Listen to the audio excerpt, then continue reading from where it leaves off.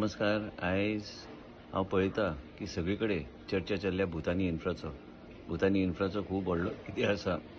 पयलींच्यान जायते परमिशनां ताका दिल्लीं आसा, जायते कन्वर्जन ते प्रॉपर्टीचे जाल्ले आसा आनी हांव मंत्री जावपाचे पयलीं हे सगळे गोश्टी घडोवन आयल्या.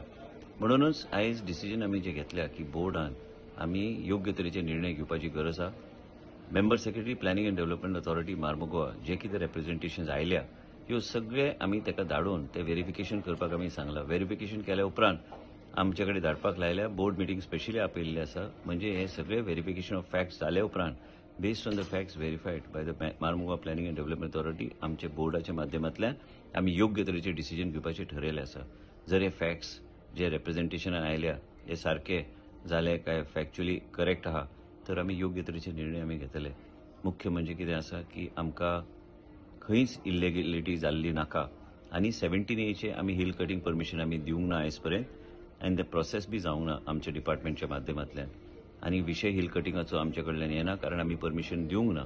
आनी हे फॅक्च्युअल व्हेरिफिकेशन जाले उपरांत जर आमकां दिसलें की कितें तरी गडबड आसा आनी फॅक्च्युअल रिप्रेझेंटेशन आनी जे कितें रिप्रेझेंटेशन ह्या कंपनीन आमकां दिल्लें आसा ते चुकीचें आसा, आमी फाटीं सरचे ना हे रिवोक करपाक.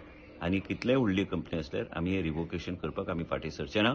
आनी हे आमचे ठाम निर्णय आसा की कितें गोंय राज्यान घडटा ते कायद्या प्रमाणे गायडलायन्स प्रमाणे हे सगळे व्हेरिफिकेशन जावन फॅक्च्युअली जर करेक्ट असले तर गोष्ट वेगळी आसा.